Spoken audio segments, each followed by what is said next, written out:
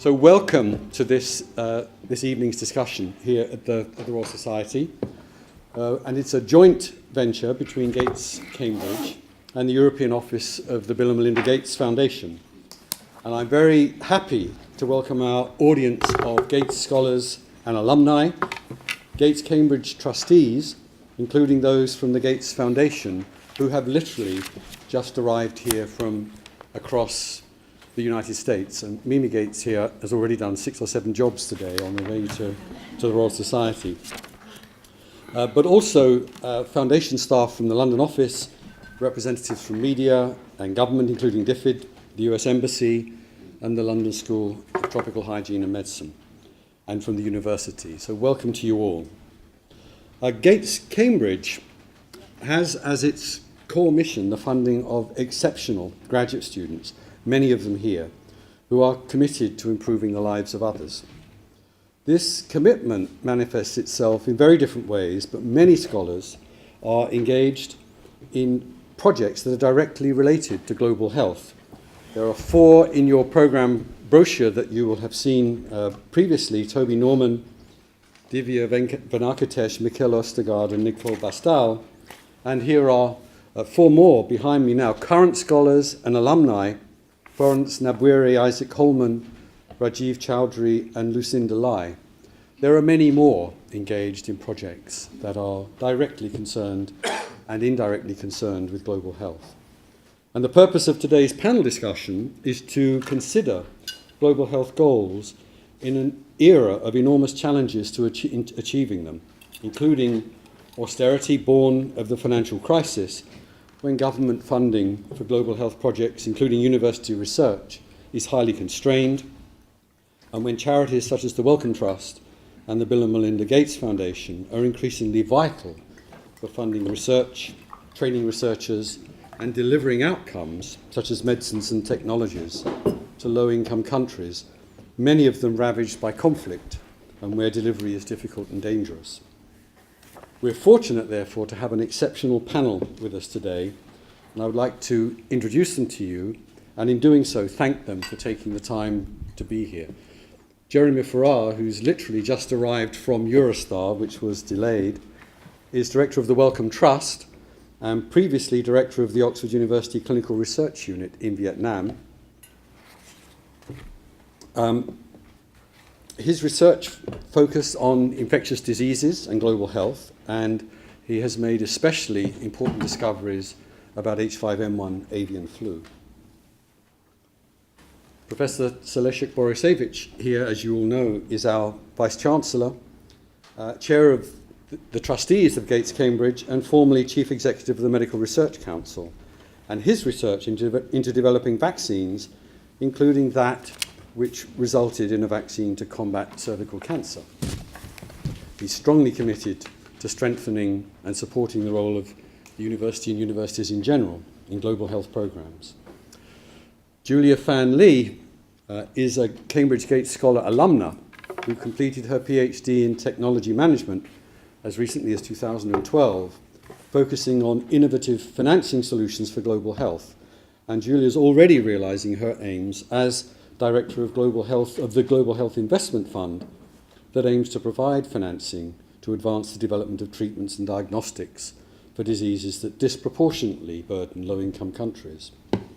And Andrew Robertson here, a Gates Scholar alumnus and also a trustee of Gates Cambridge, and having taken his PhD and postdoctoral research at the Clinical School in Cambridge and the Sanger Institute, is now Director of Global Regulatory Policy at Merck & Co., focusing on critically important global regulations concerning drug, vaccine and diagnostics development. And finally, I'm very happy to introduce Dr. Tina Van Bortel, our moderator. Tina is a Senior Research Associate in Global Public Health at the Institute of Public Health in Cambridge. Tina has an interdisciplinary background in humanities, social sciences, global health and international development, and a special interest in global mental health research, including programs with the WHO. So I'm now going to hand over to Tina, who will introduce our panelists' introductory statements, and she will moderate the questions and answers afterwards. And I'm expecting Gates Cambridge scholars and alumni to have turned up with their brains seriously turned on this evening. So a warm welcome to you all. Tina.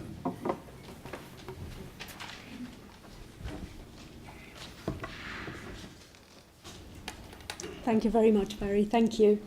And in turn, and I'm sure that everyone here will agree with me, I really would like to thank Professor Barry Everett, our Gates at Cambridge Provost, and the entire Gates at Cambridge team as well. First of all, for inviting us and also for organizing this very stimulating event. So a big thank you to the entire Gates team. A very warm welcome to all of you. As Barry already mentioned, I'm Dr. Tina van Bortel and I will moderate a session today. My background is quite diverse and my life experiences and educational and training span different disciplines. In this respect, I would actually like to mention that I'm not a Gates Scholar, but I'm a very proud Wellcome Trust Scholar. And as Barry already mentioned, we have the director of the Wellcome Trust here today. And it's really fair to say that the Wellcome Trust has actually opened the gates for me, for which I am very grateful. Thank you. My interest in wider global health stem actually already from my childhood when we lived for a period of time in the Democratic Republic of Congo, which was then called Zaire at that moment, where my parents were medical aid workers. So through those life experiences, through educational experiences and training and work placements, I've actually been able to experience how it is to live in different cultures, in different contexts, across different countries around the world. And this has not only profoundly enriched me, but it also gave me the focus and the drive for my current work. So accordingly, the main focus of my work is on wider global public health issues, on health promotion, also on understanding the determinants of health and the contextualization of health, on mental health, for instance, and I would like to point out that mental health is still too often the Cinderella of health, but also on social justice, for instance, and human rights in conjunction with health, and tackling inequalities. I'm very passionate about capacity building in individuals, in families, in communities, in wider civil society and in health systems, and working with vulnerable populations, such as, for instance, migrant populations, people with mental health problems, or people living in difficult circumstances, whether it is in low, in middle, or in high income countries. And my ultimate aim is obviously to try to help and make a contribution towards making this world a better, a fairer, a healthier, and a happier place for all. So this brings me then to today's topic for debate, which is global health in an era of austerity, conflict, and climate change, and particularly, in this respect, defining achievable goals. But before I open the floor to questions, I would like to invite our very distinguished guests here today to give a brief introduction to themselves and to their topics of interest before we go into Q&A. Can I start with Professor Farrar? Thanks very much, and thank you very much for the invitation to come here. I'm sorry I've arrived slightly late and sweaty, having just run from Green Park, and underdressed, and badly dressed actually, because I realised coming to a Cambridge event I've got Oxford cufflinks on, but I really apologise for that. But I would say that the only two places I've kept academic appointments in, one is I think still Cambridge, where I think I'm still visiting something or other, and London School, so it's great to see Peter at the back there as well, and thank you. So, I just touch on, well, firstly myself, born in Asia, moved to this country, came on a boat when I first came to the UK in the mid-1960s, lived overseas for longer than I've lived in the UK, although I do hold a British passport. I, for the last 18 years, have lived in Vietnam, running the Wellcome Trust-funded Oxford programme, mostly focused on infectious diseases, which is really my background and still my passion, although, of course, at the Wellcome Trust I now have to take a broader remit than just infectious diseases. Just focus on three things, which I think are very relevant to the Gates Cambridge Scholarship Programme. In fact, I think they're at its heart, really, and I think they are the three issues which really matter for global health. One is leadership. I think what one of the great challenges for the next decades will be really inspired, passionate, wise leadership, particularly in global organisations. And I think the global organisations which have served us reasonably well, but which were set up in the mostly 1940s and 1950s, need to be revisited if we're going to deliver the real health benefits and other benefits to society globally. And I think the Gates-Cambridge scholarship scheme is going to provide the sorts of leaders that we're going to need to both challenge, but also be wise about the way we challenge. The second is connectivity. In the old days, what happened in Jakarta or Zaire or the Democratic Republic of Congo did not matter in London particularly. It was a long way away. You came by boat when you came to the UK. That took weeks. Now it's all interconnected, whether through social media, through trade, through flights, through nutrition, and in my own area, through infectious diseases. So the fact that we are all so connected, I was in Paris this morning, I'm in London now, I could be in Shanghai tomorrow morning, means that everything matters to all of us, and we can no longer dismiss what happens in other places because it doesn't affect us. It does, either directly or indirectly. And the last is opportunity. I think there has never been a greater moment when the combination of political will, funding through organisations like the Gates Foundation, and I hope through organisations like the Wellcome Trust, funding, technological advances, research and scientific advances, and I believe a real will, particularly amongst younger people, to make a difference with the things we have and the tools that we have available, but still think that where we want to change the world 30 years from now, and that requires research. So I think the opportunities are huge. There are challenges. The world is changing. The environment is changing, as we know. The huge advances made in infectious diseases are being challenged by conflict, by a lack of resources, and by the coming of issues such as antimicrobial resistance, which will challenge some of the advances. But it is a time of great opportunity, which science, which society, and I believe funding now is going to make available. And it will be you and your peers who will drive that process. Probably not most of us sitting on this panel, or at least the two end bits of this panel. The middle bit look a bit younger. So, thanks for that. And that brings me back through research, through making an impact, back to my original starting point, which is you will not deliver that unless we provide the leadership to do that. And I think that's where the real contribution that you will make will be felt over the next 2 to 3 decades. Thank you very much. Thank you.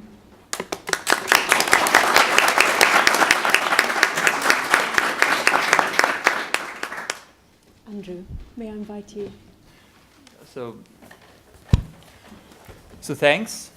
I think I'm here to represent the drug development industry, pharmaceutical or big bad pharma, as some people have seen them.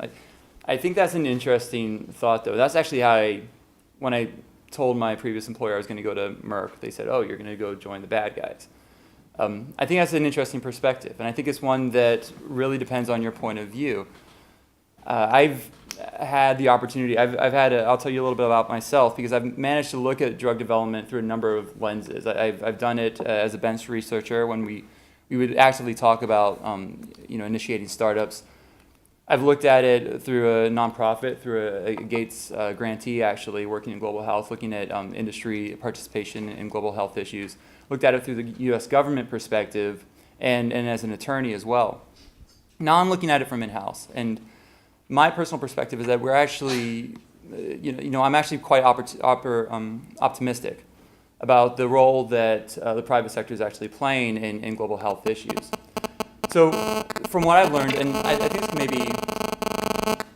might be my phone, sorry about that. I think this can maybe come down to 3 key messages that I learned. I should probably preempt this by saying this is the attorney side of me. These are my opinions, these are not of the companies. But having said that, though, I think they might be representative, so I'm okay saying them.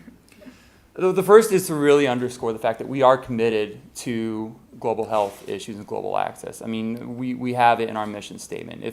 If there's a way that somebody might benefit either through quality of life or through life-saving medications, we want to make sure that we can actually help them access that medication. So we look at this globally, and we've got a number of examples on this point. I think one that really speaks to this is we have a program called Mectizan Donation Program. Now, Mectizan is a drug that we developed in the late 70s. It actually targets river blindness. It's first well-tolerated treatment of its kind. Over the past 2 decades, we've donated about $5 billion worth of treatment courses. We've actually saved like several 100,000 equalities. We actually even found out in 2013, we actually eradicated the disease from Colombia. This is a disease that's in 99% Africa and Latin America, and is not a, what would you call a Western disease, but it's something we're very committed to and we're very proud of. I think the second message is on partnership, and this is a really key one. There are very, very smart groups here. There's the Wellcome, there's the Bill and Melinda Gates Foundation, there's a number of nonprofits that know these diseases inside and out, understand the cultural challenges here. And we just, this isn't where we're good at. We're good at drug development. Now, I'll say that we're pretty good at drug development. This is a very high risk endeavor. This is something which can cost, it depends on who you're going to quote as the dollar figure, but up to a couple of $1 billion to get a drug approved. That's where we bring our expertise, but we'd be the first to say that we can't do it alone. We don't think anybody can do it alone. We've had a partnership with the Wellcome Trust, our Harman Labs in India on vaccine development. We've had a number with the Gates Foundations. We've had a program on Merck for Mothers, which is looking to eliminate unnecessary deaths related to childbirth. And these are all partnership based. So we really, really think this is an important issue, and we are very happy to do this whenever we can. The third message is really on the context in which global health is seen. I think there might have been a tendency, and I can't wait to be corrected on this, but I think there might have been a tendency to actually look at global health as purely a charity. We really got to get away from that. And this doesn't apply across the board, but in a lot of contexts, you could actually look at it as a business. That sounds a little bit harsh, but I'm not saying we need to make, this needs to be the blockbuster. But if you look at it as a business, it becomes a sustainable approach to addressing global health issues. Now, this means that we have to do a lot in the meantime. We have to look at policies and incentives to actually help attract private sector investment. We have to look at things like IP schemes, like intellectual property schemes, and make sure that companies feel comfortable going into certain markets. We also have to look at capacity building, particularly around regulatory approval of drugs, so that countries don't approve something which really doesn't have any efficacy within their target populations. So we need but if we look at it through this context, then the charitable contributions, which are always going to have a place, we can also actually help supplement that and do a lot more with it. So I think that that's really a lot of, again, these are my views, but I think that this does reflect Merck's thinking on this, and I think it actually is reflective of the industry as well. I'd probably say that, I do think that we are an important partner in global health issues, and I would even go so far as to say I think we're an essential partner. So, again, I think I'm getting blackberried by all over the place. So I think we are an essential partner, and I look forward to this discussion. I'm sure there's ways we can be better, and I would look forward to actually hearing what those are and taking some of those ideas back to my office. Thank you very much. Thank you, Andrew.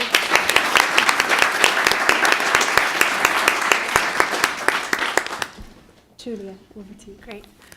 Thanks, everyone. Maybe I'll start by a personal confession. I came to Cambridge from Canada, what I thought was a one-year master's program. I ended up staying for 4. So hence I know many of you in this room, and I was really glad to spend those years at Cambridge with you. A second confession is that as I was looking for PhD supervisors, I interviewed or went hunting for over 20 plus different supervisors who would take me, a Canadian girl, to look at the topic of innovative finance for global health. I looked for supervisors at the business school. I looked for them at the lab of molecular biology. I looked for them in clinical medicine. I looked for them in biochemistry. In the end, I ended up in the engineering department. A professor took me on who had been supervising students for 40 years, and she was taking on her last 2 doctoral students. And so in engineering, I focused on the fundamental question which drove my research, which was how can we reconcile innovation and access in global health? How can we bring these 2 worlds together? If a vaccine is commercialized or approved in the United States, it really shouldn't take 20 years for this exact same vaccine to be available in a low-income country. That is a fundamental inequality. I offered 2 perspectives on this thought, and I will use the Global Health Investment Fund as an illustrative example. So the first view is if we looked at the year after the Millennium Development Goals were signed in 2000. In 2001, the heads of the African Union came together in Abuja to have the Abuja Declaration, where they committed to have 15% of domestic GDP going towards health. At the same time, they asked for Western and high-income country donors to give more to health as well, because they know that health improves every other indicator of the MDGs. A decade later, in 2011, the World Health Organization evaluated their progress. And out of all of those heads of state of the Abuja Declaration, only one country, Tanzania, actually made its allocation targets. At the same time, when the OECD Secretariat reviewed the donors in their performance, they found that commitments had somehow gone down because there was the recent financial crisis. Now, if we put aside the philanthropy and donor hat and put on our investment hats for a moment, maybe we can look at another example. Around the turn of the millennium, the Norwegian Sovereign Wealth Fund, which is a large fund that Norway uses to save royalties from its extractives industries and save for future generations, was sitting at about $65 billion. No small change. They took care of that fund and built it over investments over the years. And this morning, when I was on the phone with the Norwegian Investment Authority in their central bank, they said that the fund is now $866 billion, a quantum leap from where it was at the turn of the millennium. Now, is there something that we can learn from this? What if there was a new asset class created that can put global health in the investments category alongside what has traditionally been thought of as aid or philanthropy? Can these two worlds work together? Is this a new idea? Absolutely not. We've seen the many great biotechs of Silicon Valley and California, like Genentech and Amgen, being funded by risk capital and venture capitalists. Now, in my research, I advocated for the thought, could social venture capital exist in this world? And it was actually at one of these Gates internal symposiums back in 2009 where I first pitched this idea to Mr. Bill Gates Sr. And at the time, the Bill and Melinda Gates Foundation were not thinking of investments alongside its grants. But over the last 5 years, and because my hometown is Vancouver, I can drive down to Seattle and knock on their doors and ask why they aren't doing this. And they graciously, Dr. Tachi Yamada graciously opens his doors sometimes. But under the leadership of the Bill and Melinda Gates Foundation and of Dick Conriquez and Trevor Mundell, who is the CFO and president of the Global Health Program, this idea of using investments in the global health world has evolved, where in 2013, last year, the Global Health Investment Fund was born. This is the world's first social venture capital fund in this space. It's $108 million and classified as a social impact fund. What we're really trying to prove with this fund is that you can make investments into the global health space and have a sustainable return that can reward investors and also reward the whole value chain of global health, where you can take the returns from successful investments and return it back into the global health pipeline. So what we're really hoping to do with this fund over the 10-year life is to bring to market 8 to 10 new global health innovations, whether it's vaccines, drugs, diagnostics, or devices. So we're about 1.5 years into that process, and it's an illustration of how different partners have come to the table. What you traditionally see in the investment circles, you have foundations, individuals, corporates, pension funds, governments, all investing in different ways because they have fiduciary duties to their stakeholders. Now, we have that entire stakeholder set within the GHIF. We've managed to bring together different investors with different objectives, but united under this mission that health is good for everyone. It's not me, actually. Health is good. It's not mine. And so we really, through this fund, want to illustrate that you can bring together innovation and access together in the same boat. And I'm ever so pleased that on my 25th interview of a supervisor, Dr. Elizabeth Garnsey took me on as a student in innovative financing for global health. and very grateful for Cambridge for having me and the Gates Cambridge Trust for funding this process when everybody thought it was a bit crazy. So thank you.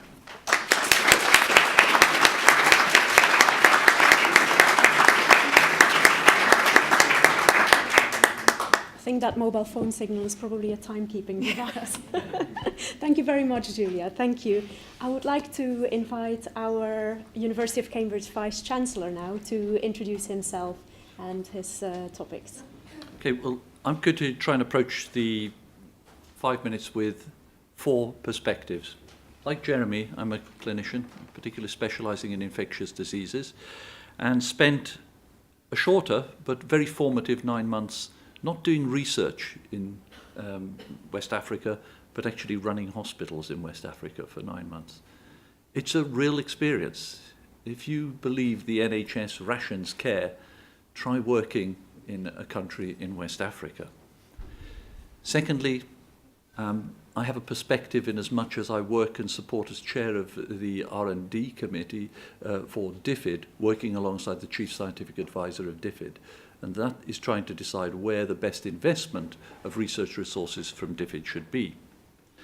I also chair a small charity which has been created to experiment with, and I would use that word, the concept that Andrew was referring to in relationship of new ways of developing drugs against neglected tropical diseases. And this is an open access approach where the companies and academia actually share resources in an effort to develop drugs for diseases which, by and large, the recipients of those drugs can neither afford the agents nor will ever be able to afford the agents, and therefore this has to be seen as something that the partnership is working towards common goods.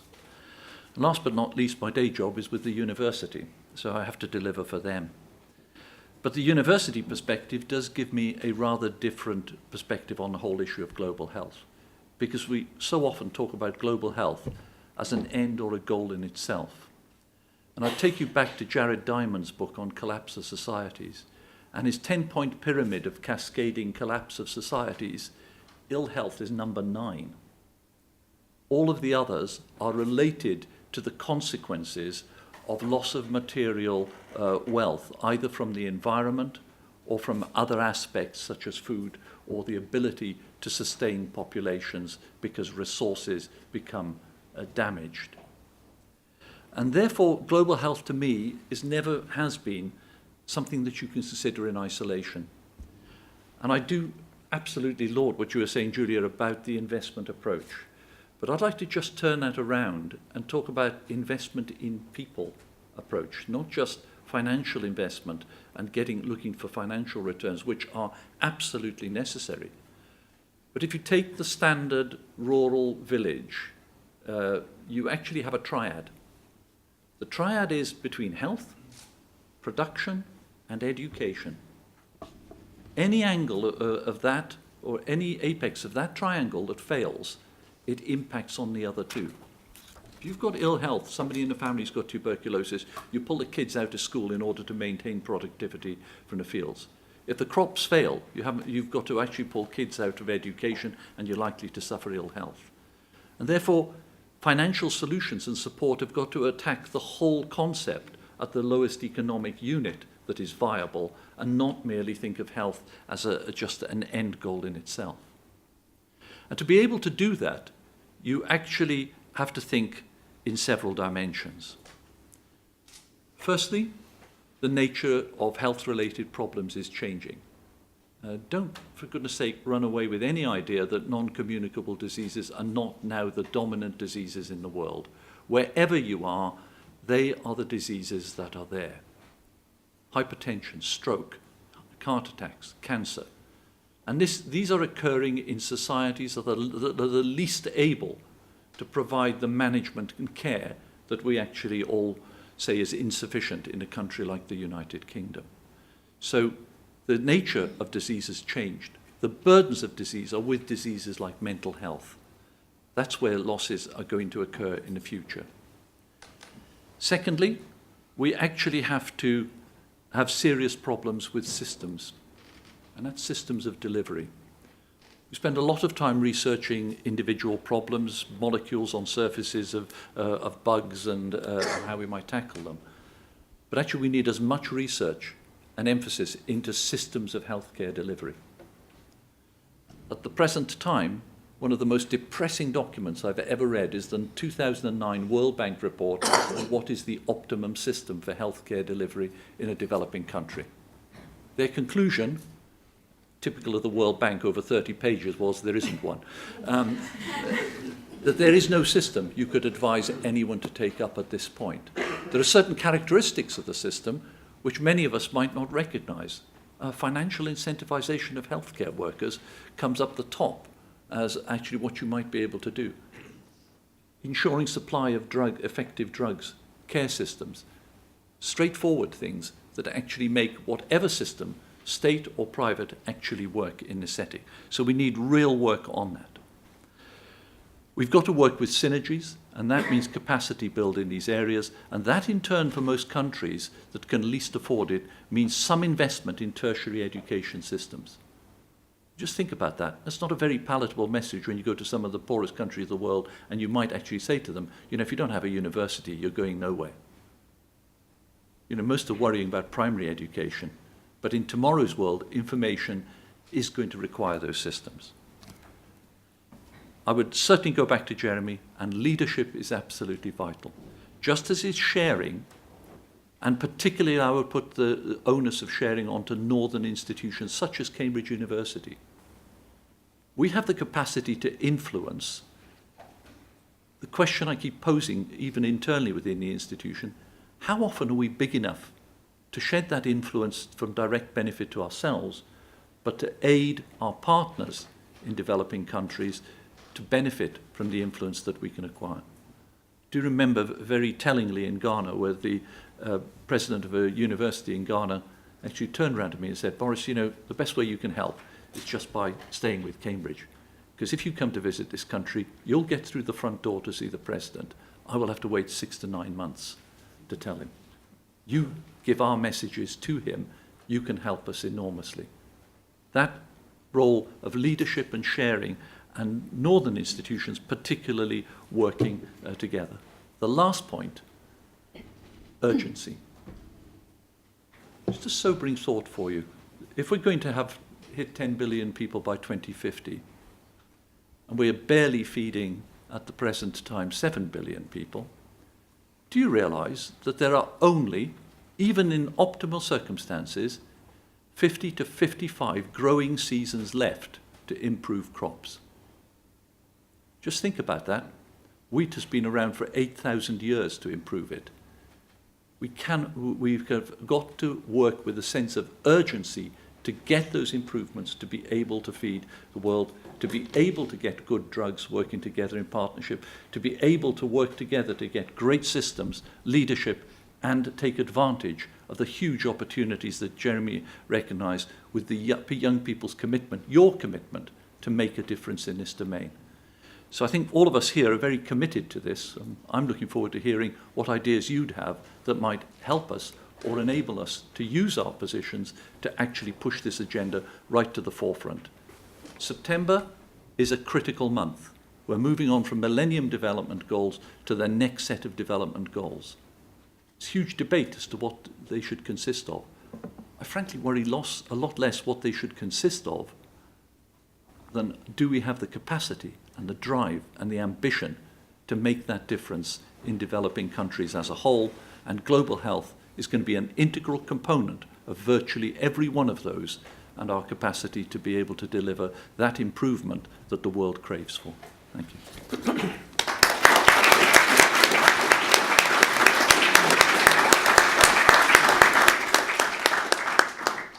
Thank you very much to our 4 panelists, and I would now like to open the floor to questions, please.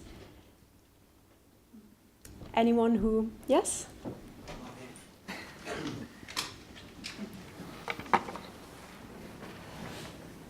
My name is Isaac Holman. Thank you very much for these comments. I have a question about navigating these tall aspirations you're all speaking of and some of the practicalities of being a graduate student. All of you spoke in some way about bringing business management to bear on global health challenges. This idea that we don't lack just biomedical knowledge or technologies per se, so much as we lack systems for organizing and delivering care.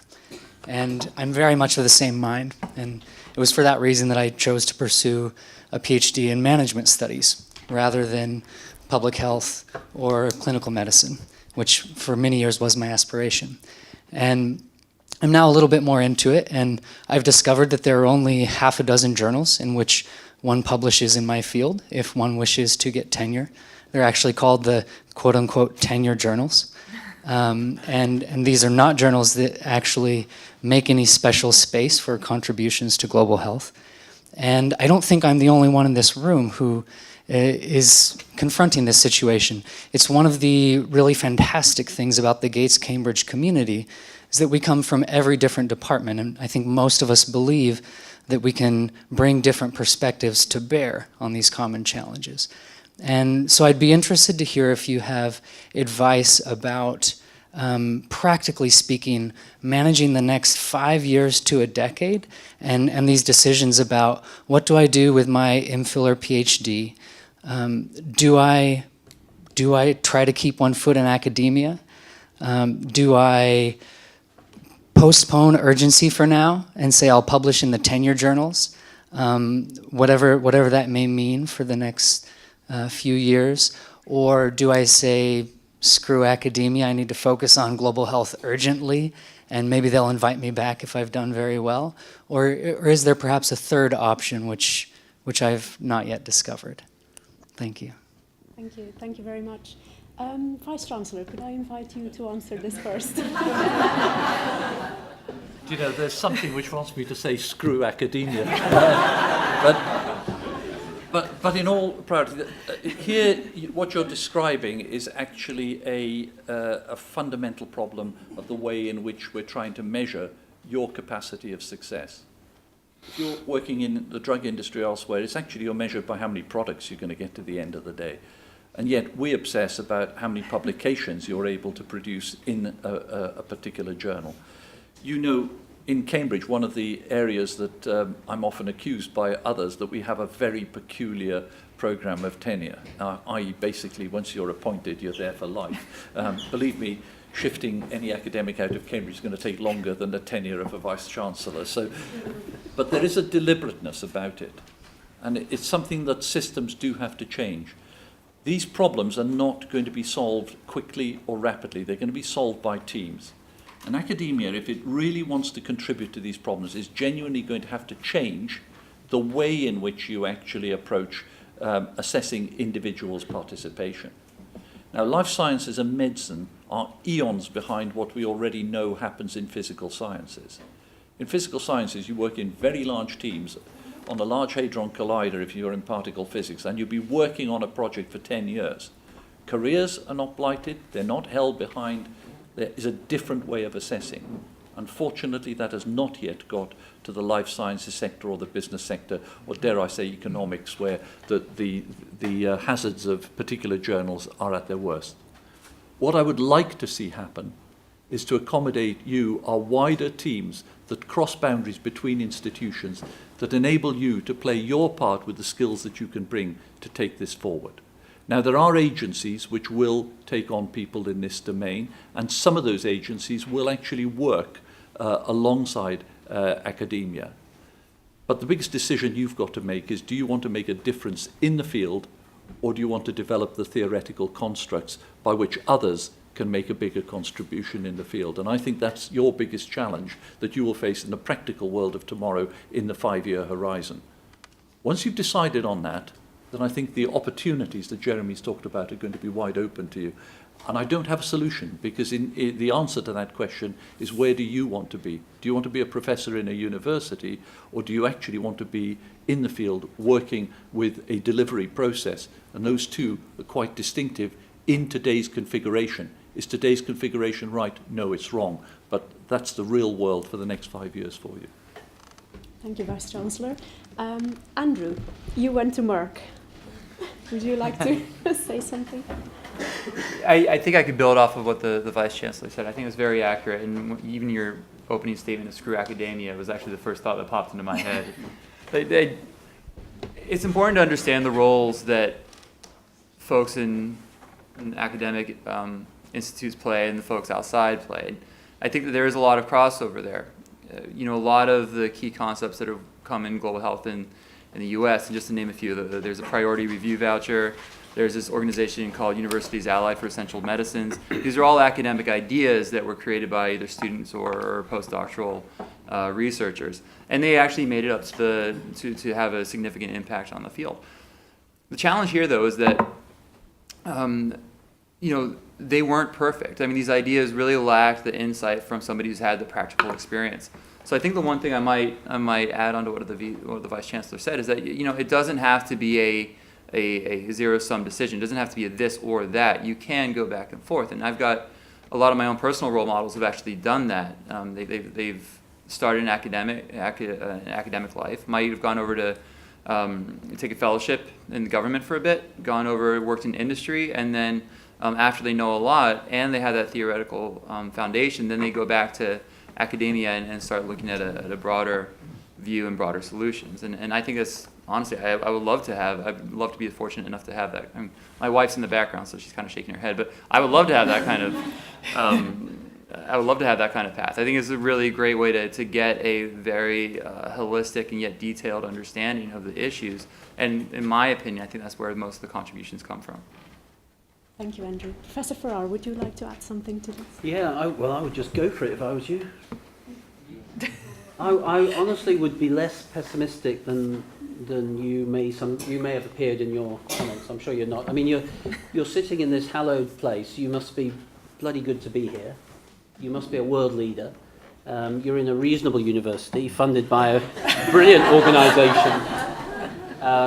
You've clearly thought about what you want to do. The only thing I disagree with Boris there is I think you can have your cake and eat it. I think you can stick with the academic world and make a real difference on that and still do the work in other countries, as in fact Boris did. And I've spent the last 18 years and it doesn't seem to have worked out too badly. So I think I would just go for it.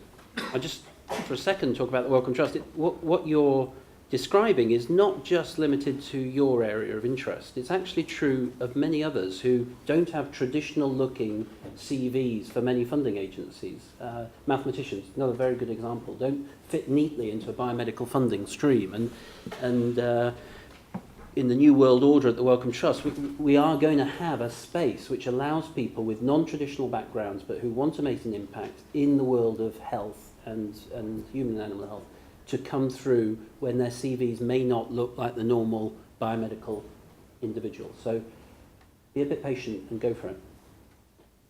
Thank you. Thank you very much. Julia, do you like to add something to this? Sure. When I was in my first year of the PhD, advice was given from the top editor of one of these tenure track journals. And he said, when you first start in academia, you're trying to join a conversation.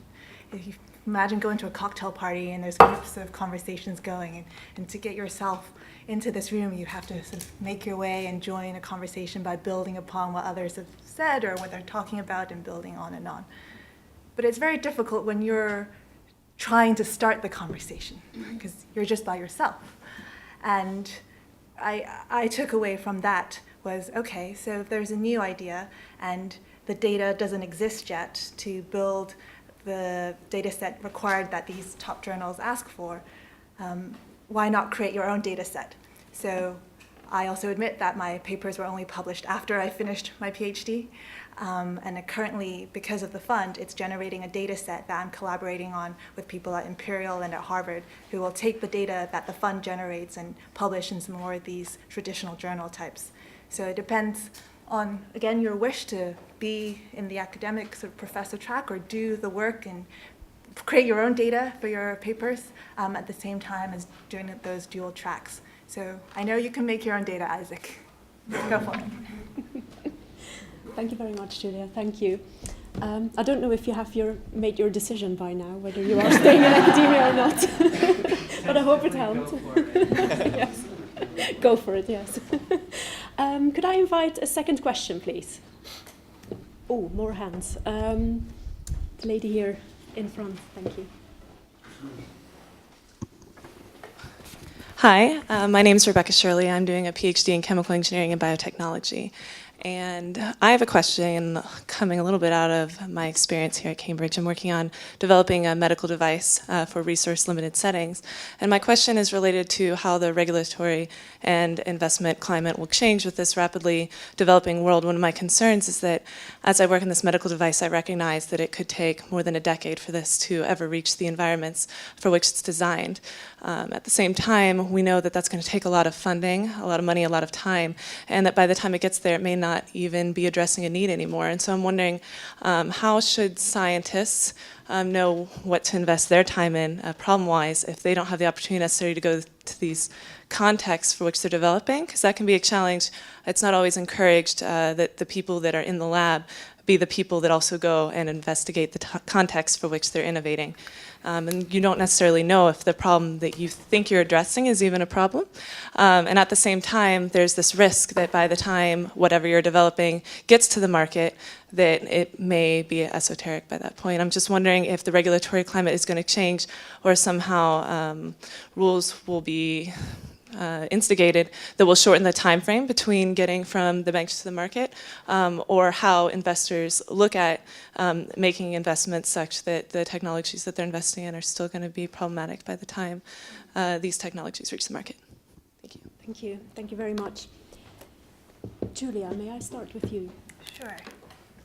I think that's a really interesting question, and it's a question that many companies face, whether they're big or small. If they're small and they're doing the whole product commercialization pathway for the first time, they don't benefit from having the experience of having done it before. And going through the regulatory pathway is sort of the biggest headache that many entrepreneurs I see every day face. So I think one thing to say here is that product development is a partnership in it of itself. Even if you have all the skill sets within sort of one box or one organization, you're usually finding people, whether it's a med tech device, an engineer, a biologist, a biochemist, a financial person to build your models if you want to take it on the path of a commercialization. If you don't personally have the developing context that is going to be used at, there are people out there, other researchers and collaborators who are able to have that knowledge and contribute to you if you are the inventor type and you have the baseline knowledge for the technology. And building those partnerships early is key because it's all that iterative feedback for the developer. And there are some partnerships developed multilaterally that are trying to help these young companies succeed, even if they haven't done it before.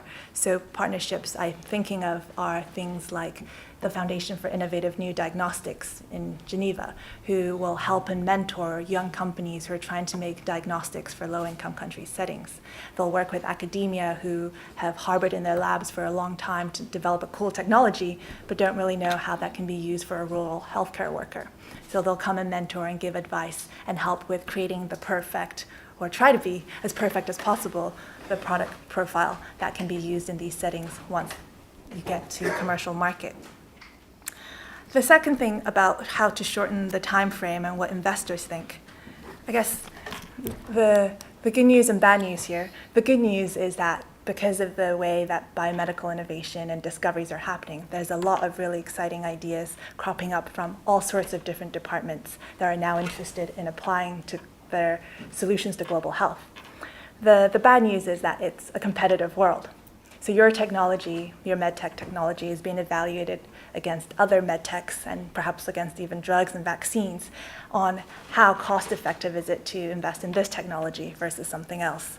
So there is a limited set of investment resources, and that's the way the market mechanisms will feed and invest in the likely winners. And in this sense, you make sure your technology stands on its best 2 feet and improve it every day as you go along. And the right investors hopefully will come to you at every single point of where you think there might be a dip in funding or a valley of death, either at the very early stage in labs and academia where you can perhaps get grant funding, or towards the middle and late stage where commercial investors can come in. Thank you, Julia. Andrew, would you like to comment on this? Yeah, I think it's a really interesting question, and it's something that we deal with quite a bit. But I want to just to take a step back really quickly and you didn't say this outright, but I kind of got the context that regulatory authorities are just the bottleneck. And I think it really needs to be put in the perspective that in an ideal world, and we don't have ideal worlds in every country, but in an ideal world, a regulatory authority, I mean, they're there to actually provide a scientific and medical evaluation of a product to see if there's going to be, in the case of diagnostics, if it's actually going to have a clinical utility, a real world utility, and if it's going to actually be valid, if it's going to do what it says it's going to do. So that's an ideal world. Now, the reality is, though, particularly in a lot of developing economies, they might not have that capacity to make that assessment as quickly as you would like. And likewise, while I think the scientists in this room might think that scientific evaluation is a pretty objective standard, it's actually not, and because a lot of it is risk-benefit, and that might change from the different contexts. So, there's 2 points. If you're looking for hard advice, I'll give you 2 points. I mean, one is, as Julie said, there are folks that can actually navigate this pretty well. Julie mentioned a few. There's a lot of the recipients of Gates money and Welcome money. They're termed product development partnerships typically, and they understand this area. It's like when I said, we have to do things in partnerships because we don't understand everything. These are the folks that we would love to partner with because they understand the parts that we don't. So they can actually start looking at the regulatory schemes and at least hiring contractors to work with that. The second thing is, this is a staged development process. And yes, 10 years does seem like a long time, but it can be accelerated if there's a particular need in a certain country, if the risk isn't as great as some other products. So you can actually get it an accelerated time to market. But from an investment stage, you have to look, you're not trying to get all the way to an improved product, you're trying to get to a proof of concept. And from proof of concept to scalability to partnering, and maybe you can actually couple it with other diagnostics. So it's very daunting when you look at the huge picture. But if you actually break it down into the individual steps, that's where it seems a little bit more doable. So I would just say those 2 points. Look at it in the context of partnerships, and look at it in the context of what's the next step to getting your product down the development pathway.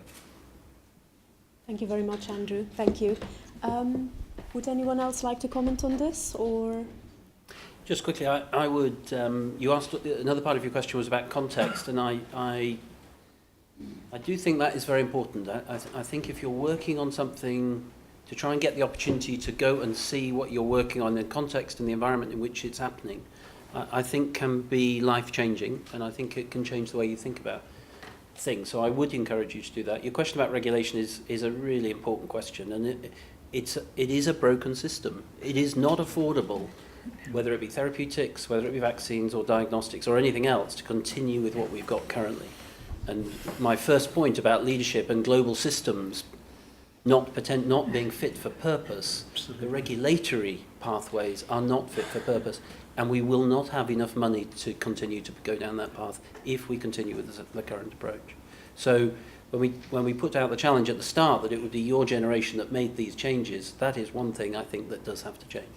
Actually, just add really quickly to that. I mean, we work on that a lot, and just to put it really in a practical context, there are some specific things that you can do. Like regulatory harmonization is a big one. Like it doesn't make sense for 10 neighboring countries which have the exact same challenges to actually have their own approval pathway. So if we can actually develop these standards, I think is one way to actually accelerate this. The other is like the WHO pre-qualification process, and there are programs to look at this. But I absolutely agree. This is a very expensive process, and this is one where there's so many moving parts. If we can somehow think about it from a top-down approach, a what is the best approach, and then start coordinating instead of having them independently evolve and run autonomously. I think that's a one way to actually to navigate that cost a little bit more. So the Gates Foundation is doing that, as you probably know, or trying to do that, particularly in sub-Saharan Africa and in other places, and it's the critical thing to do. And just the last comment, when you're doing something like that, just make it as good as you can. What's not needed is poor things for poor people. We need good things, and then we need to find mechanism by which we can make them available. That, in my view, is the best approach. Don't go for something just because you want something cheap and cheerful. Could I just add 3 practical points? If you're stuck at levels of funding which are to proof of concept, to get something into a proof of concept, don't lock yourself into the mindset that you work in chemical engineering and therefore you only approach the conventional chemical targets. Wellcome Trust is wide open to suggestions. I know the MRC used to do exactly the same. Approach different funders if you're particularly at that stage. Secondly, if you're stuck because of lack of knowledge of what the environment is, collaborate. There are always collaborators in country who are able to take this with you and help you test it. So look to where you can get effective collaboration. And then I'm going to say something which is going to offend some people in the room. I do apologize. Be a bit North American about it. Don't take no for an answer. Be pushy and just don't be very British about it, where you're going to be very reticent about taking something forward. Most of the successful entrepreneurs have a whole string of no's to their name for everything that they've actually succeeded in. You've just got to keep trying if you really believe in it. And if you're in a cluster, as you're fortunate enough to be in a Cambridge, a large cluster, there are many people who might not be in the academic sphere, but in the commercial sphere, who'd be delighted to take you by the hand and walk you through some of these processes. Try the Cambridge Angels. They're a good way of just seeking advice to begin with, and they do also sponsor very early stage funding if you've got a good idea. Talk to them. If you don't even get any money out of them, you'll get good advice. Thank you. Thank you very much. Could I invite our third question, please? Yes. The gentleman there in the suit. Just here. Thank you. Okay. Hi, my name is Samir, and I'm a Gates alum. Worked in a biotech company for 2 years as a bench scientist, and then moved on to make an impact, like our Vice Chancellor mentioned. You know, it's an urgency factor. And so I've been working at the Center for Sustainable Healthcare in Oxford as an intern, and my area of research is measuring the sustainability factor of global health and developing metrics in that respect. And I just want to draw everyone's attention here to my thoughts on the sustainability question in this whole debate about what measures has the industry or the regulatory bodies or the government has taken in terms of implementing or embedding sustainability into the health practice. First of all, as a subsection of the question to Julia, my question is, in terms of differentiating philanthropy approaches or charity approaches, which are outdated now, and the world moving towards sharing value in its investment models, what separates the charity from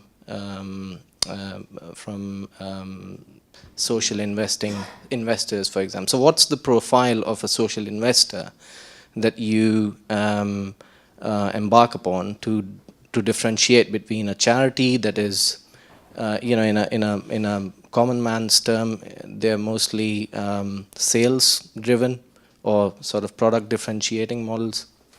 But now we are talking about social investors. So what is the profile of a social investor? And just continuing on that respect to Andrew, what is the industry really doing in terms of sustaining those values?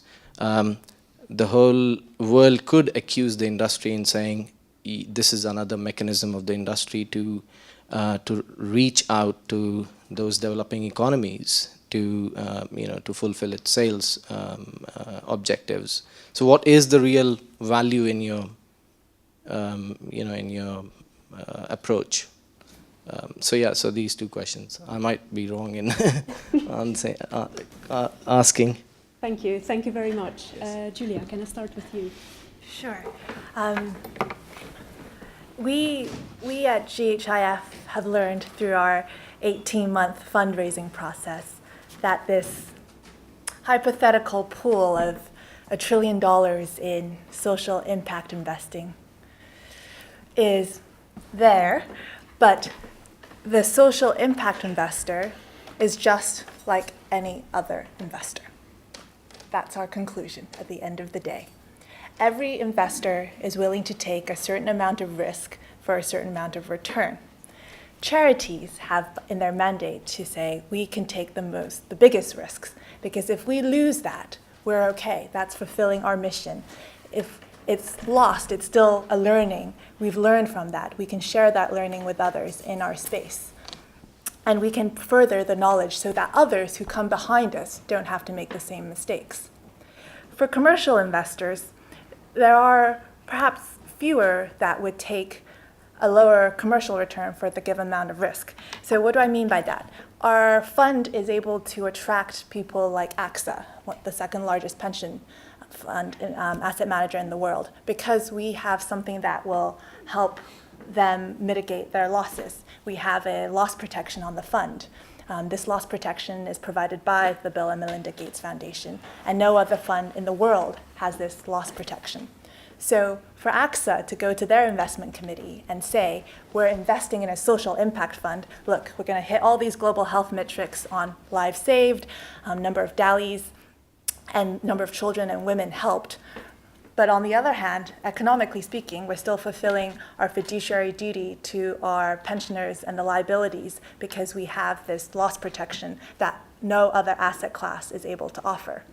So we only got to this stage by the fund having a partnership directly with the Bill and Melinda Gates Foundation, where they're able to use this innovative tool to put a mechanism and an add-on to what is a traditional looking private equity fund, but adding on a component that no other fund offers to draw these investors into the social impact space.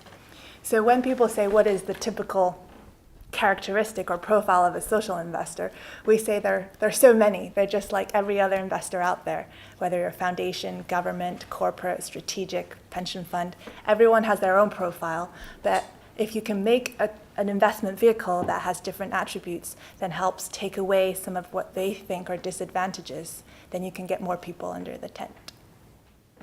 Thank you, Julia. Andrew, would you like to answer the second part of the question? Sure. So, if I understood correctly, it's a how does private industry actually justify this kind of investment? I think it's a really good point, and I think first off, let me just couch this a little bit. Say by private industry, I'm talking about two different things. There's large pharma, which Merck is an 80,000 person company, and then there's small biotechs, which would be like 5 to 10 different. So those are very different models, and I think, and then there's a whole range in between.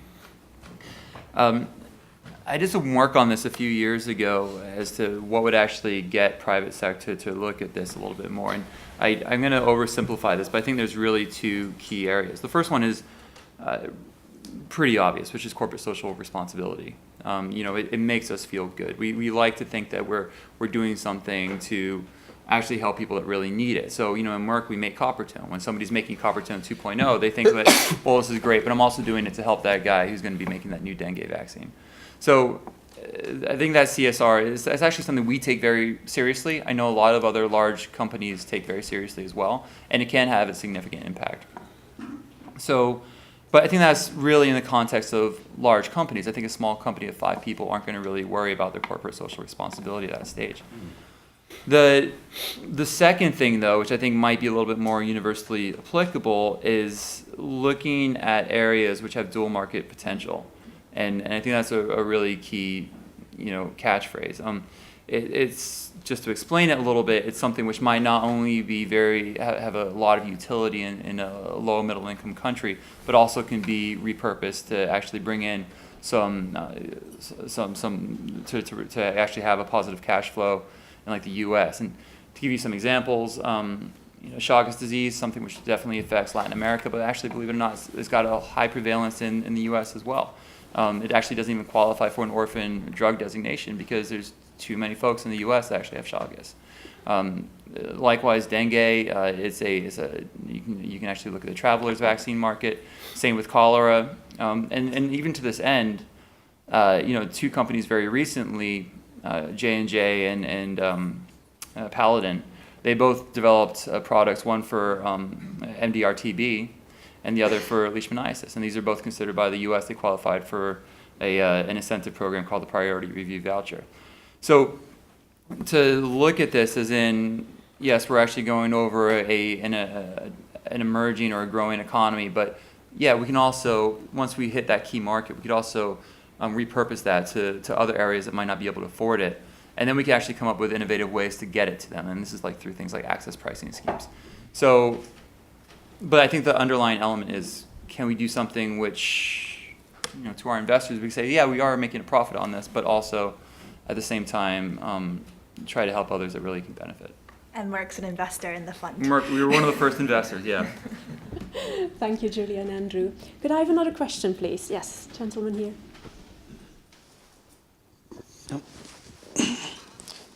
Thank you very much. I think my question relates to the system issue raised by the Vice Chancellor.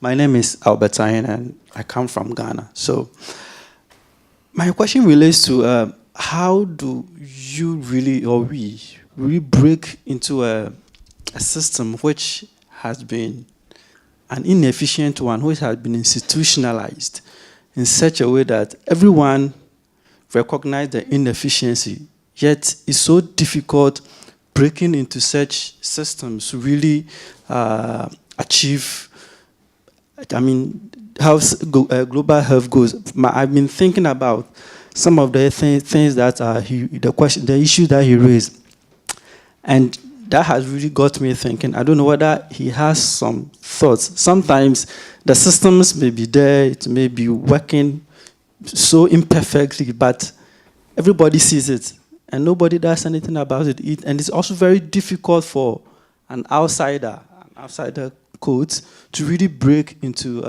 such system. I speak also from my experience because I worked as an activist for Oxfam, a health policy officer, and those were some of the frustrations that I had. I don't know whether he has some other thoughts to share on that. Thank you.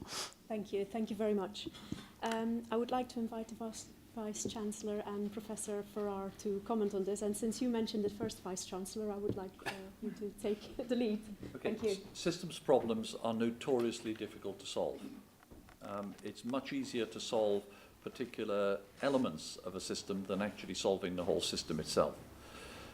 In that 2009 report, one of the key elements that has been identified is that everybody tries to do everything and makes the system so complex that it exceeds the capacity of those who are trying to drive the system to deliver the end product.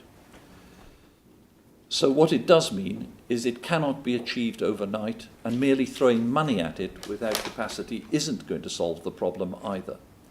So you've got to take components that actually work well and enhance those components in the system and see how far that system can actually be used to improve particularly the health market. Now, there are some good examples where this has worked in other areas. For example, the use of mobile telephones to enable farmers to be able to sell in the market which is getting the highest price, and that is working particularly effectively.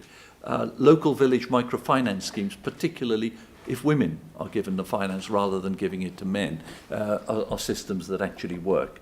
But you're not trying to solve the whole world at once. The problem is governments in these countries are faced with the problem is what we do. We've got this huge burden area, and it's very difficult to stand back and say, you've got to bite this off one chunk at a time.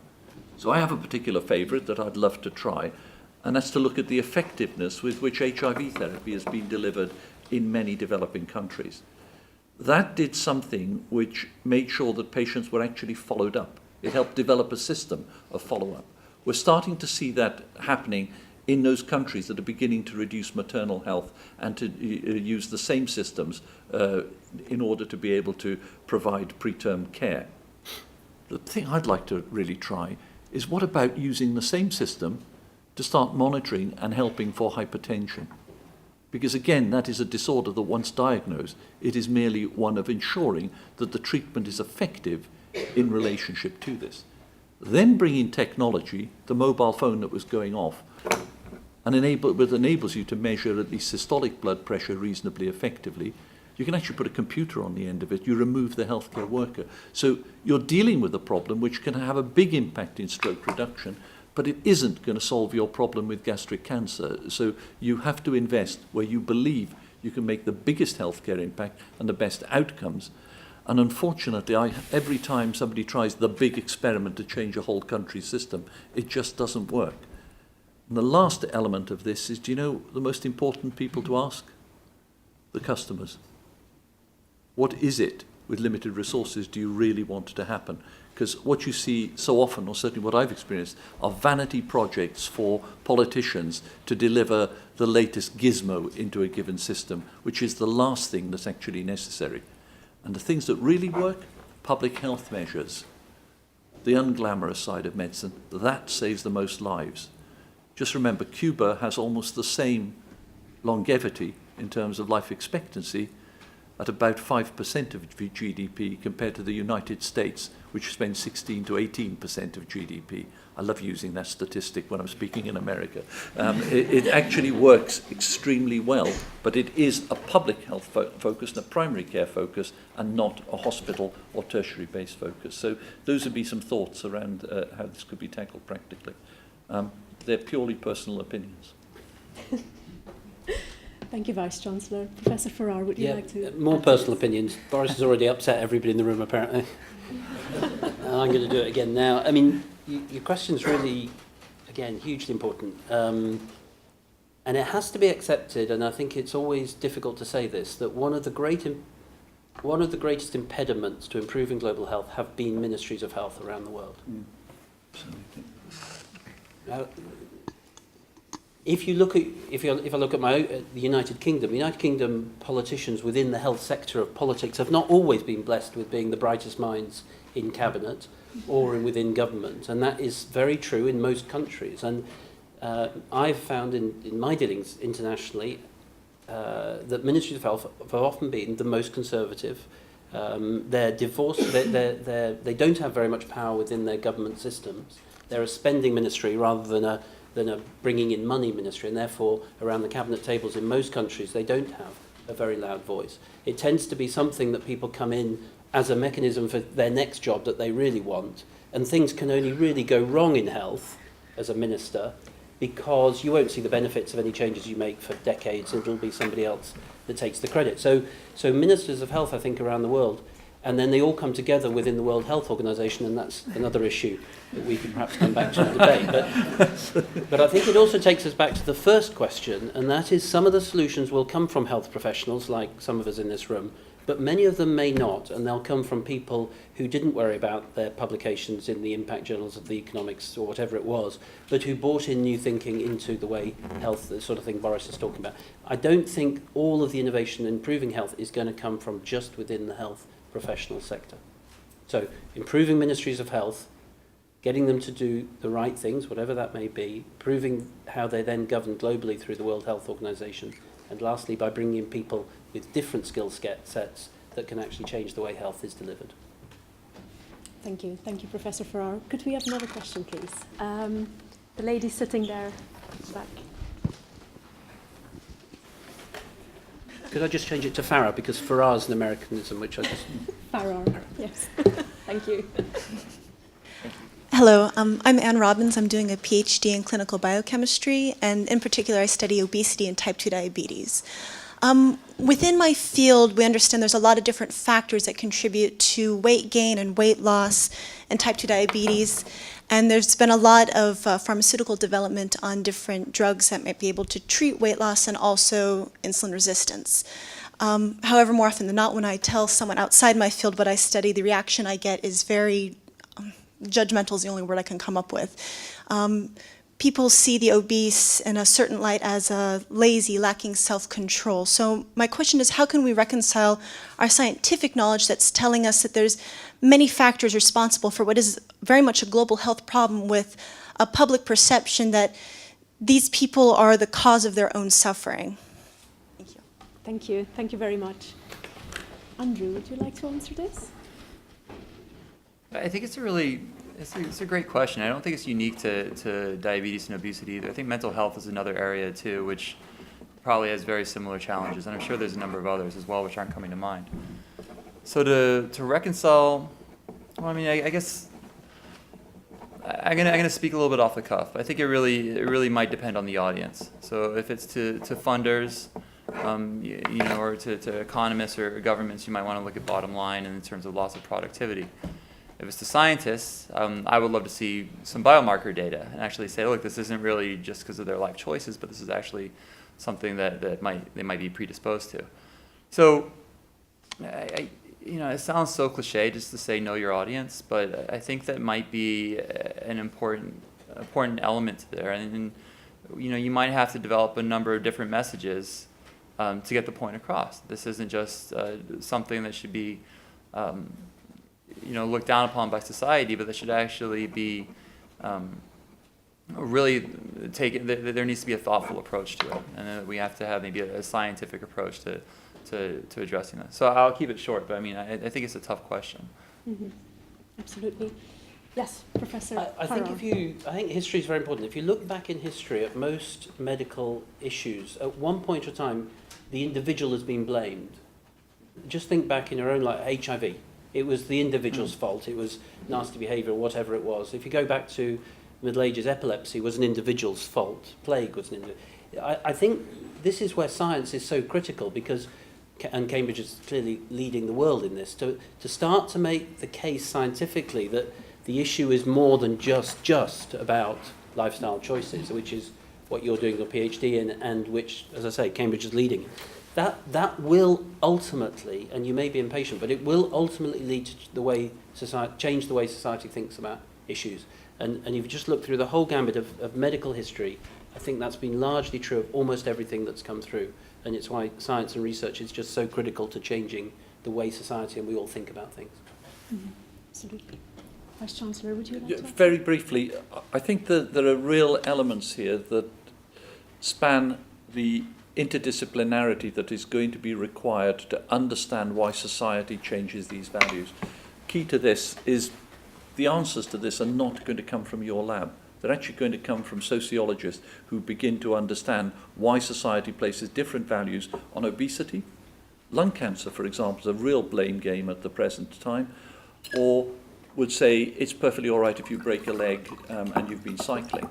Actually, all of those, you can argue, had a causation which was down to the individual carrying certain actions. The truth is, we all have to take actions that result in potential ill health.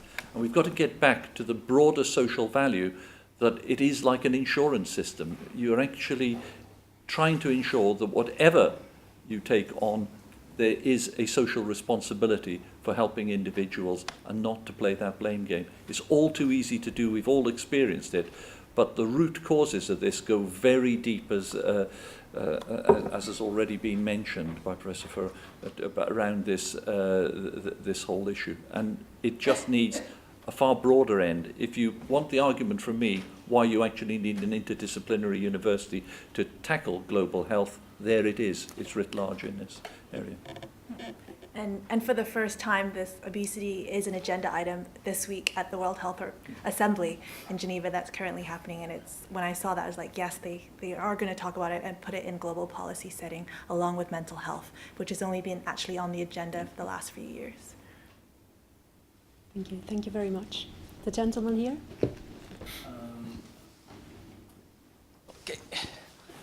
Okay, so my name is Lou Graham. I'm a Gates alumni and currently a research fellow at London School of Hygiene and Tropical Medicine. I worked for a couple of years with WHO and LSHGM, and currently I'm working on both a trial funded by the Wellcome Trust and the trial funded by DFID in South Asia. So my question is, I have two questions. The first question is, the title of this is Global Health in an Era of Austerity, Conflict and Climate Change, Defining Achievable Goals. And as the Vice Chancellor was talking about, he was talking about the MDGs and the post-MDG, post-2015 agenda. So the SDGs, the Sustainable Development Goals, and the post-2015 agenda has been shrouded in a bit of a mystery so far, and nobody quite knows what's going on. So do we have any new information? Do we know what they're going to look like, or are they just going to be more of the same? The second question I have is that we've talked a lot about cost-effectiveness analysis and investments and involving the private sector. And if you look at the history of, for example, the promotion of HIV treatments, AIDS treatments, that's been usually taken as a classic example that's focusing too much on the cost-effectiveness logic will lead the discussion away from considering health as a human right and into considering health as just another commodity to be traded for other commodities. And for about a decade, nobody thought about making HIV drugs available for sub-Saharan Africa because it was deemed not cost-effective. And it actually took a considerable amount of political activism to make sure that people had access to these drugs. So that's my second question. Thank you. Thank you. Thank you very much. Vice-Chancellor, could I invite you to answer the SDGs, Sustainable Development Goals? There's a lot of discussion about them. You can actually go to the website and you can actually enter that discussion, and people are being encouraged to enter the discussion itself. The best guess at the present time is there will be 10 of them. There are 2 of them that are probably already predetermined. At least Jeffrey Sachs was alluding to 2 in a recent speech that he gave, and he will be one of the drivers of these. One of these is the one I wholeheartedly support. If we only have one, and that is the end of the $1-a-day poverty in the world. You know, just think about it. We're actually, since the time of Christ, that level of poverty has existed. And we are, in the 21st century, within touching distance of actually being able to achieve that, probably by 2025, 2030. So if we do nothing else, that, I think, will make a bigger impact than anything else.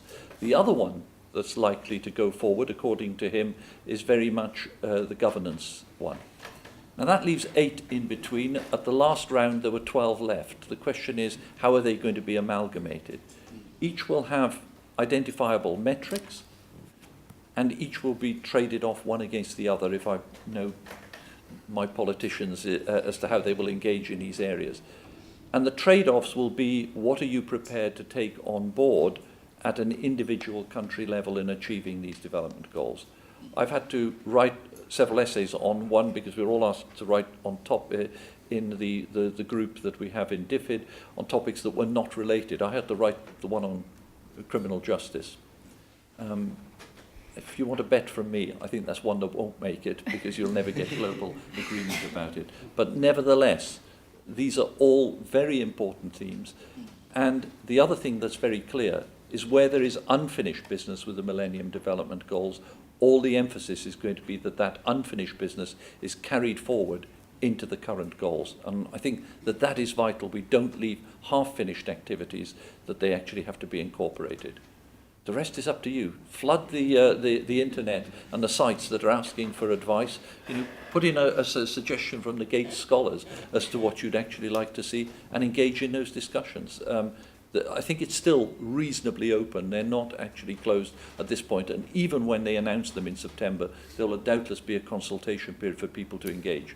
But it is vital that the world sticks to the concept that there are 180 plus countries that recognize that there are social imperatives for us as a planet to get these things right. So the very statement that we need success is actually a very important global statement, which the MDGs brought to the fore.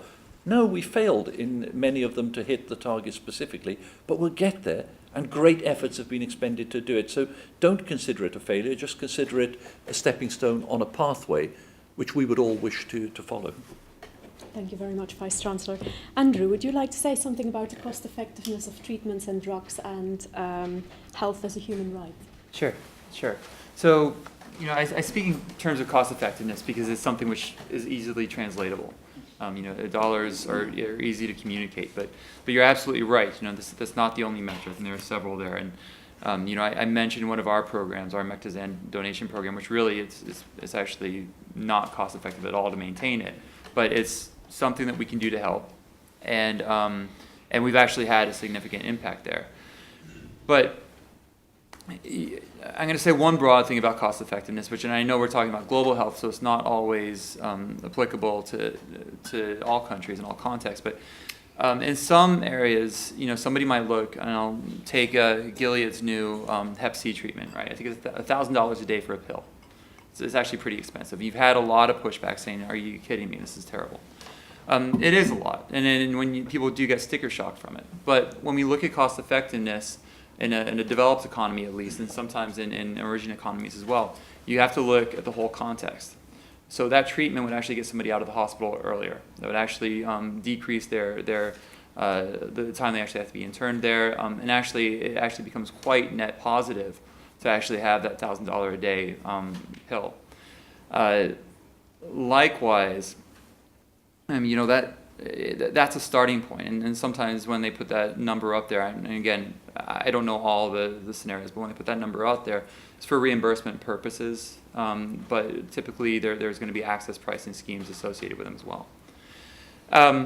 But look, I'm talking in specifics, and you're absolutely right. We have to look at other metrics as well, and we have to develop those. And you mentioned health as a human right. I think that's great, and I think there's a lot of detailed conversations as to how do you actually measure health, how do you actually make sure it's maintained, and these go into the realm of economics, which I like to dabble in, but I think if I were to emerge too much, I probably would go crazy. So those are beyond me, but I think those are very important questions to have. We also, and I'll make a last point here, whose responsibility is it? I mean, the drug companies, we know this, and so I think that we definitely take on some of that responsibility. Governments as well, ministries of health, which although they're dysfunctional at times, I think that, as in their mandate, they actually have to protect the health of their citizens. I think we also have to look broader, though. I mean, Facebook is a multi-billion-dollar company, and there are things that they can do as well. I mean, do all Westerners, would it make a difference if we pay $700 for the next iPad or $710 for the next iPad? I mean, these are conversations that have a lot of impacts and secondary consequences which need to be discussed. And even when we actually try to predict them all, there's going to be another one that emerges that we didn't anticipate. But I think that that's the kind of conversation that needs to be had. I know it is happening in many different academic circles. This is, again, going back to the very first question about academics. This is where the universities really come into play, because they look at the theories, look at the whole context, and say, well, what if we did this? What's going to happen? So, it's a very it's an important question. I think just to summarize what I was saying is that, we talk about cost effectiveness because it's easy to talk about. It's the metric that people understand. Thank you, Andrew. Does anyone else want to comment on this? No? Oh, sorry, Julia. I think it's relating to the topic of our conversation and dialogue today. It's the climate change, as we know, will undeniably influence the poorest countries of the world first, and it will be decreasing all our health metrics across the board. In 2008, there was a joint UN/AIDS report with UN Environmental Agency on how the vicious cycle will just break down all the positive gains that we have made in HIV and getting people onto treatment when they face insecurities of land, of food, and the vicious cycle that they have a million other worries before they remember to actually take their daily pill or even getting those pills to them. On the question of austerity and global health, I was pretty depressed when I found I was going to be having this talk, and this title was a bit depressing to me. But then over the past month, I've actually had a bit of bright news, and that is about a month ago in Mexico, the president of Mexico hosted a countdown to the final MDGs in 2015. And in this countdown, he invited heads of state and people to discuss the challenges to the Sustainable Development Goals. And what I found enlightening, or a bright hope, is that one of these sessions was sponsored by the sovereign wealth funds. Norway being the largest in the world with over 850 billion, they control 2% of global equities. And that they have a lot of power, and they also have responsibility to act. And along with Norway, the Canadian pension plan, CPPIB, their two CEOs hosted a session and said, what can we do in our role as asset managers to use the financial markets for good? Because if you think about pension liabilities, they really are long-term. You can invest in something for 10 years, 20 years, 30 years. That can easily overcome many of the hurdles in product development, especially in health, but also solve challenges in education and climate change, things that need very long-term and very patient capital. And perhaps if there's one message I'd ask everyone to take away here is that we as individuals have, either as citizens, which we can lobby our governments, especially if you're Norwegian, to do something about that pool of capital that can be used for good. And it's really a citizen lobby that can change the minds of politicians, to change the constitution, the legislation that changes these laws about fiduciary duty. Or as in the future, I'm Canadian, so I can write to CPP, the Canadian Pension Plan, or the Ontario's Teachers Pension Plan and say, you have this vast wealth, please invest it in for good rather than your purely commercial returns. Because in the long run, when you invest in good, you will get the commercial returns back in terms of the social benefits for your citizens as well. So keep that in mind, everyone. Thank you, Julia. We have time for one or two more questions. The lady here at the front. Hi there, my name is Katie Hammond and I'm doing a PhD in sociology. I look at reproductive technologies, and as a part of that I look at infertility, which is often considered to be a medical problem. And one specific aspect of this that I look at is age-related infertility, which of course has a really big sociological base, because part of the reason that there is age-related fertility is because of social structures that we have that don't allow women to have the opportunity to have children when they're young if they want to have a fulfilling career. So time and time again, I look at the literature, especially in the field of health, and realize that at the basis of a lot of the problems, especially when we're considering conflict and climate change, is that there's a lot of sociological structural issues. So in achieving these developmental health goals, how do we look forward and convince global leaders to think of the sociological structural aspects in order to achieve these, instead of, for instance, just providing immunization for an issue or treating a heart attack when we could have worked earlier in order to try and promote these kind of healthy habits earlier on. Thank you very much. I'm tempted to say we only have one woman on the panel.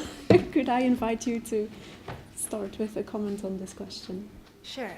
I think that's a really great research topic, and I perhaps see it more broadly in, I guess, the professional sense than I see it in my pure research on product development. And I think in the professional sense, and I work with all men, as up until the first of this month, where we hired a second lady onto that, but I think onto the team. And I think in the fields that we, or I personal experience, have been in, whether it's science or finance, and it has been traditionally male dominated. But I think that is changing, and many women will use that phrase since the 60s, it is changing. That the pace is also, of that change, is it different in everyone's views. But perhaps an institutional change is the support mechanisms which allow women and dads, women and men, to have children when they decide they would like to. And those support mechanisms, I think, are very much, in a professional setting, institutional, but those thought processes are also changed by society. So we as citizens will clamor for and ask for change in these companies when we see an injustice or perhaps something that can be changed to better the lives of the employees. Perhaps the famous example is Sheryl Sandberg or Marissa Mayer, when they see in their jobs for the first time when they get pregnant that their car parking spot is very, very far away. And this actually created a change at Google and Facebook to allow women who were pregnant to be closer to the entrance of their workplaces. Little minor changes like that. I know that's not a health aspect, but again, this comes back to how society functions. And if society accepts norms that are changing for the betterment of both males and females and creates that environment, it will help with their personal decisions, both in the workplace and in their own health metrics that they can control. Now, in low-income country settings, I think that's a whole different topic again, and it's not a context that I am familiar with. But I see that different cultures, wherever I may be traveling, that holding the importance of women, and especially girls, in high esteem contributes to a better society overall. Thank you, Julia. Vice Chancellor. There are two aspects to the question that you posed. Why do these changes take so long? Because they're inherently more complicated than delivering a vaccine. That's complicated enough. But when you're trying to introduce sociological change, such as not to disadvantage groups within society, this takes a longer period of time. And it's therefore an incremental process that inherently takes more time. That's no excuse for not trying and not doing it urgently. But nevertheless, there is the reason why people will always focus on something that is more deliverable at the far end, because the outcome is much clearer. The problems are stepwise. There is no magic revolution to cause this. It actually needs a complete cultural change. And changing culture within an organization, let alone on a national scale is extremely difficult to achieve. At Cambridge, we're making efforts. Where are we seeing the biggest problem, particularly in relationship to women, is at professorial level. Now, I'm doing a variety of things that is actually making that change happen, and I'm very glad to say we're in the forefront of UK universities that are doing it. Is it enough? Is it good enough? No, it isn't. Key things that we forget, that career progression, particularly in academia, is very often related to your continuity of being able to conduct research in those domains. And that means that a career break, even though it might be at lecturer level, and that is equally and very easily considered that bodies such as the Wellcome Trust or the MRC will actually allow you to take those career breaks. But that loss of continuity actually knocks on back into when you come up for professorial and other appointments, which is why this delay, I believe, late into the system. So we're trying to change that. Do we have time for one last question? We have to stop. So I'm very sorry for everyone else who had their hand up. But thank you so much to our panelists and to you, the audience, for a really stimulating debate.